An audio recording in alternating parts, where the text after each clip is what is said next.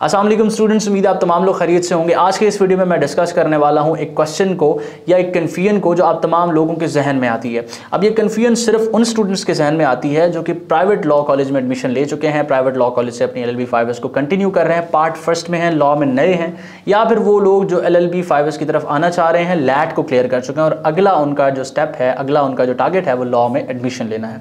अब ये क्वेश्चन है कि पार्ट फर्स्ट की किताबें हमें रिकमेंड कर दी जाएं।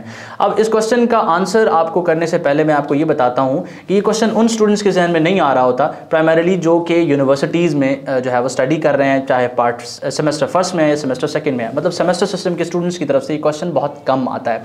प्राइवेट लॉ कॉलेज की तरफ से जो है वो ये क्वेश्चन ज़्यादा आता है। अब क्योंकि हम FA, FSC, ICS के जो है वो एक बैकग्राउंड से आए हैं स्टूडेंट्स, तमाम लोग इंटरमीडिएट करके आते हैं और हमारी प्रीवियस जो भी एजुकेशन है उसमें हमें बोर्ड की तरफ से प्रॉपर किताबें बताई जाती हैं और हम उन्हीं किताबों को पढ़ के जो है वो एग्जाम्स देते हैं। मतलब आपकी क्लास का टॉपर भी प्राइमरीली उन्हीं किताबों को कंसल्ट कर रहा होगा, बिलो एवरेज स्टूडेंट भी उन्हीं किताबों को कंसल्ट कर रहा होगा और एवरेज स्टूडेंट भी उन्हीं किताबों को कंसल्ट कर रहा होगा। तो हमारे जहन में यही होता है कि जब भी हम किसी डिग्री में जाते हैं तो हमें किसी ना किसी किस्म की सेट ऑफ बुक्स प्रोवाइड की जाएंगी, set of particular resources provide की जाएंगी जिसके ऊपर हम डिपेंडेंट होके अपनी तैयारी को कंटिन्यू करेंगे। इसी वजह से जब आप जो है वो किसी भी इंस्टीट्यूट में एडमिशन लेते हैं, आपका पहला सवाल यही होता है कि आप जो है वो लॉ की किताबें कौन सी हैं, क्या नाम है उनका, किस पब्लिशर की तरफ से हैं और आप कहाँ से जाके उनको ख़रीद सकते हैं।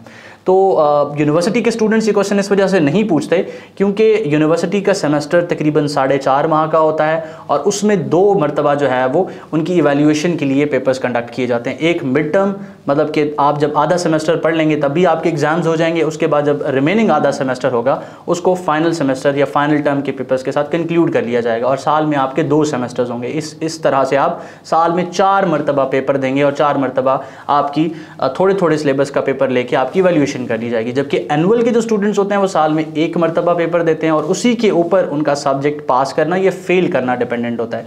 इस तरह से सेमेस्टर सिस्टम कंपैरेटिवली आसान हो जाता है। इसी वजह से एनुअल सिस्टम के स्टूडेंट्स किसी क्रेडिबल रिसोर्स पर रिलाई करना चाह रहे होते हैं और या किसी किताब पर रिलाई करना चाह रहे होते हैं। सेमेस्टर सिस्टम में जो आपका टीचर है वो आपको एक आउटलाइन प्रोवाइड कर रहा होता है जिसकी बेसिस पे आप जो है वो सब्जेक्ट को प्रिपेयर कर रहे होते हैं। अब सबसे पहले तो आप ये जहन में रखें कि जब भी आप किसी एनुअल कॉलेज में जाते हैं आपको एक आउटलाइन दी गई होगी। आउटलाइन आपके स्क्रीन पर इस वक्त शो हो रही है। आउटलाइन क्या होती है? जिसके अंदर उस सब्जेक्ट की जो कंटेंट्स हैं जो आपको उस सेमेस्टर के अंदर या उस ईयर के अंदर पढ़ाए जाएंगे या आपने पढ़ने हैं, आपके पेपर उन्हीं में से बनाया जाएगा, वो प्रोवाइड किए जाते हैं और उसकी बेसिस पर आपको कुछ किताबें भी बताई जाती हैं, लेकिन आपको कोई जो है वो फोर्स या कंपल्शन नहीं होती कि आपने उन्हीं किताबों पर रिलाई करना है अपनी तैयारी के लिए। इस वजह से उसमें मोस्टली किताबें ऑक्सफोर्ड की या कैम्ब्रिज की होती हैं जिसको स्टूडेंट नहीं समझ पा रहा होता। ये मोस्टली किताबें ऐसी हैं जो उन जो कंटेंट्स हैं उस आउटलाइन के उसको ही सही तरीके से एड्रेस नहीं कर रही होती, इस वजह से स्टूडेंट्स कंफ्यूज होते हैं। तो अब आप किताबें कैसे तलाश करें, सबसे पहला क्वेश्चन ये है। अब क्योंकि अगर मैं पंजाब यूनिवर्सिटी की आउटलाइन को लूँ तो हमारे पास 6 पेपर्स हैं पंजाब यूनिवर्सिटी की आउटलाइन में। पहला पेपर आपका इंग्लिश का है, उसके बाद जो है वो आपके पॉलिटिकल साइंस है, फिर सोशोलॉजी है, फिर introduction to philosophy of law है, फिर इस्लामिक स्टडीज़ है एंड देन जो है वो अरेबिक लैंग्वेज है। अब अरेबिक लैंग्वेज और इस्लामिक स्टडीज़ और इंग्लिश, इनका अगर हम एक सेट बना लें तो मुझे नहीं लगता कि आपकी LLB में कोई जो है वो इनकी कोई मेनली कॉन्ट्रीब्यूशन हो सकती है। रिमेनिंग 3 सब्जेक्ट्स जो हैं, सोशोलॉजी, पॉलिटिक्स, मार्क्स तो उन सब्जेक्ट्स के भी हैं जिनको मैंने अभी डिस्कस किया है, इंग्लिश को, पॉलिटिकल साइंस को और अरेबिक लैंग्वेज को। लेकिन अगर हम दूसरे सेट की तरफ आएँ जिसमें पॉलिटिकल साइंस, सोशोलॉजी और इंट्रोडक्शन टू लॉ, ये 3 सब्जेक्ट्स ऐसे हैं जिनकी कंट्रीब्यूशन रहती है आपकी लाइफ में भी, आपकी डिग्री में प्राइमरीली आगे तक। तो इन कॉन्सेप्ट्स को अच्छे तरीके से पढ़ना, स्कोर तो डेफिनेटली बात है आपने तमाम सब्जेक्ट्स में करना है, लेकिन इनको आपने अच्छे रिसोर्सेज से पढ़ना है, स्कोर से थोड़ा सा हट के। तो इसके लिए मैं आपको कुछ किताबें बता देता हूँ जो मैंने कंसल्ट की थी, मेरी नज़र में जो है वो किताबें अच्छी हैं। इसके साथ साथ एक और यहाँ पर टिप भी मैं आपके साथ शेयर करता हूँ कि जब भी आप किसी किताब को सेलेक्ट, किसी सब्जेक्ट को प्रिपेयर करते हैं तो किसी एक किताब पर रिलाई नहीं करना।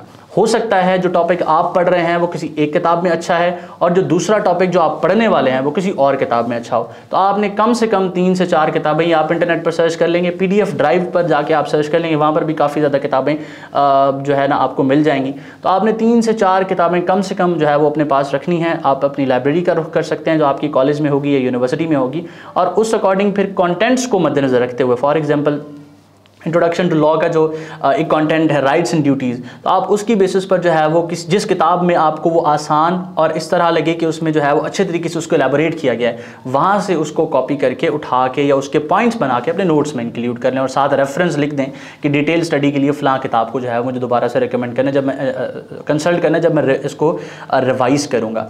तो अब अगर इंट्रोडक्शन टू लॉ या introduction to philosophy of law की बात करें तो पंजाब यूनिवर्सिटी में तकरीबन 4 से 5 किताबें रिकमेंडेड होती हैं, लेकिन मोस्टली जो स्टूडेंट्स रिलाई करते हैं वो इस किताब पे रिलाई कर रहे होते हैं। ये जी है एन सीरीज़ की फ़िलोसफी ऑफ लॉ। इसका पर्पज़ क्या है? इसका पर्पज़ ये कि इसके अंदर जो आपके क्वेश्चन की आउटलाइन है वो अच्छे तरीके से डिस्कस की गई होती है। दो कि मैं आपको रिकमेंड नहीं करता कि आप इस किताब पे रिलाई करके अपनी तैयारी करें, लेकिन स्टिल आपके क्वेश्चन के जो कंटेंट्स हैं, जो उसके अंदर हेडिंग्स हैं, वो अच्छे तरीके से इसके अंदर कवर की गई हैं और इस किताब को पंजाब यूनिवर्सिटी के सिलेबस के अकॉर्डिंग जो है वो बनाया गया। इसके बाद आप जो है वो इस किताब पर भी रिलाई कर सकते हैं। ये वी डी महाजान की बुक है जूरिस्प्रूडेंस की। इसमें भी जो है वो पंजाब यूनिवर्सिटी की आउटलाइन के टॉपिक्स को अच्छे तरीके से कवर किया गया है, लेकिन इसके साथ साथ ये इंग्लिश जूरिस्प्रूडेंस जो है वो मैं आपको रिकमेंड करूँगा। इस किताब के अंदर बहुत ही सादा जो है वो अल्फाज के साथ और डिटेल में चीज़ें समझाई गई हैं। तो ये 3 किताबें जो है वो आप किसी भी करीबी बुक स्टोर से ख़रीद सकते हैं। स्क्रीन पर आपको जो है नंबर शो हो रहा है, आप इस पर भी मैसेज करके इन किताबों को ऑर्डर कर सकते हैं। इसके साथ साथ अगर हम पॉलिटिकल साइंस की तरफ जाएँ तो पॉलिटिकल साइंस जिस तरह मैंने क्राइटेरिया बताया किसी भी किताब को सेलेक्ट करने का, उसको मद्देनज़र रखते हुए आप मज़रुल हक साहब की किताब पर रिलाई कर सकते हैं। मज़रुल हक साहब की किताब मैंने पर्सनली रिव्यू की है, बहुत ही अच्छी और सादा अल्फाज में लिखी हुई किताब है। बहुत सी डिग्रीज़ में उसको यूज़ किया जाता है, उसको जो है CSS के लिए भी रिकमेंड किया जाता है, लेकिन आपकी आउटलाइन के बेसिक जो टॉपिक्स हैं, तकरीबन टॉपिक्स उसके अंदर डिस्कस कर दिए जाते हैं। इसके अलावा जो टॉपिक्स रिमेनिंग हैं आप उनको इंटरनेट से या किसी और रिसोर्स से सर्च कर सकते हैं। इसके बाद बारी आती है सोशियोलॉजी। सोशियोलॉजी के लिए आप introduction to sociology by Abdul Hamid और अब्दुल अजीज़ साहब, इस किताब के ऊपर जो है वो रिलाई कर सकते हैं। पंजाब यूनिवर्सिटी की आउटलाइन के कंटेंट्स तकरीबन 80% इस किताब के अंदर डिस्कस किए गए हैं।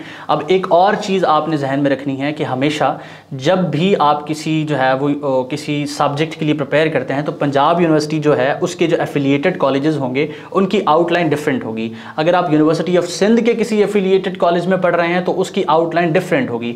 आप इस्लामिया यूनिवर्सिटी के किसी एफिलिएटेड कॉलेज में पढ़ रहे हैं तो उसकी जो है आउटलाइन वो डिफरेंट होगी। ठीक है, तो आपने अपनी आउटलाइन को मद्देनज़र रखना है, देन आपने किसी किताब को शॉर्टलिस्ट करना है और उस पर रिलाई करना है। उम्मीद करता हूँ कि आपका जो ये क्वेश्चन होगा कि बेहतरीन किताबें या किताबें कौन सी हैं पार्ट फर्स्ट की, मैं ये आपकी कन्फ्यूजन क्लियर कर चुका हूँगा कि तमाम स्टूडेंट्स, तमाम पाकिस्तान के स्टूडेंट्स के लिए कोई एक सेट ऑफ बुक्स नहीं है जिस पे उन्होंने रिलाई करके अपनी तैयारी करनी है, बल्कि ये डिपेंड करता है आपकी आउटलाइन के ऊपर, आपकी सब्जेक्ट की आउटलाइन के ऊपर कि वो किस तरह से डिज़ाइन की गई है, उसके अंदर कौन से कंटेंट्स हैं और किस तरह से आपने जो है वो बुक्स को सिलेक्ट करना है अपने टॉपिक्स की बेसिस पर। उम्मीद करता हूँ आज का वीडियो आपके लिए हेल्पफुल रहा है। किसी भी सवाल की सूरत में आप जो है वो हमें व्हाट्सएप कर सकते हैं। अपना बहुत सारा ख्याल रखिएगा, दुआ में मुझे और मेरी टीम को ज़रूर याद रखिएगा। अल्लाह हाफ़िज़।